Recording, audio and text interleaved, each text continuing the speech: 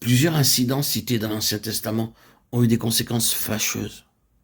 Dans Nombre 13 et 14, nous voyons que le Seigneur ne permit pas aux Israélites de pénétrer en Canaan. Avant que le peuple n'arrive à Kadesh Barnéa, toutes leurs fautes et leurs péchés furent toujours pardonnés, bien qu'ils tentèrent Dieu à plusieurs reprises. Mais à cause de l'incident survenu à Kadesh Barnéa, le Seigneur refusa de les laisser entrer dans le pays, et son verdict fut sans appel. Pourquoi? Parce qu'avant leur arrivée à Kadesh Barnéa, ils avaient déjà vu beaucoup de miracles à Kadesh. Même, ils furent témoins que Canaan était sans aucun doute un pays où coulait le lait et le miel. Ils considérèrent cependant que les habitants du pays étaient trop forts, les villes trop bien fortifiées, et ils se voyaient comme des sauterelles à côté des géants. Anakim, ils furent effrayés et ne voulurent pas entrer dans le pays. Ils pleurèrent et refusaient d'aller de l'avant. Ces peurs et cette crainte déshonoraient Dieu et jetaient le discrédit sur son nom. Leurs murmures pour la nourriture et l'eau ne semblaient pas avoir eu une trop grande incidence à l'égard du Seigneur.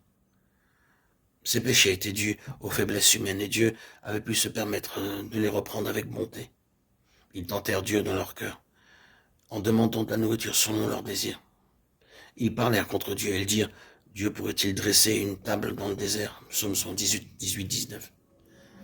Est-ce que les agissements des Israélites dans ces situations affectaient le caractère même de Dieu? Non. Car ils savaient que leur convoitise s'était excitée. Et c'est pourquoi, après les avoir corrigés, il les laissait poursuivre leur voyage. Il n'en fut pas de même après leur arrivée à Kadesh Barnéa. Là, il ne s'agit plus d'une question liée à la faiblesse humaine, mais bien de la remise en cause de la puissance de Dieu.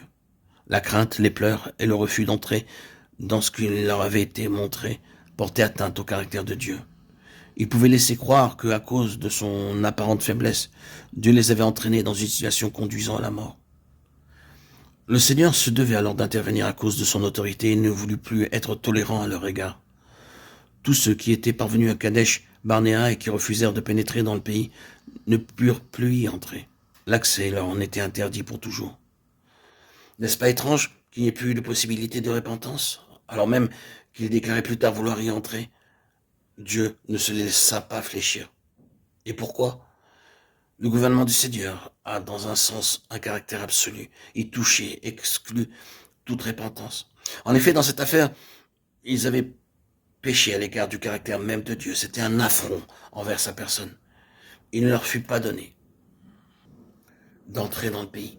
C'est là un exemple de péché contre le témoignage de Dieu. Que signifie donc pécher contre le témoignage? Cela veut dire tout simplement pécher contre Dieu. Tout ce qui touche au caractère de Dieu ou à ses voies touche à son témoignage. Dieu veut que son caractère soit manifesté de manière absolue. Et tout ce qui n'est pas représentatif de son caractère pêche contre son témoignage. Lorsque le témoignage de Dieu est impliqué, il ne perdra de vue aucune situation. Tout ce qui le blâme ou le représente faussement sera immédiatement traité, étant donné que cela affecte son caractère, sa position, et même ce qu'il est en lui-même.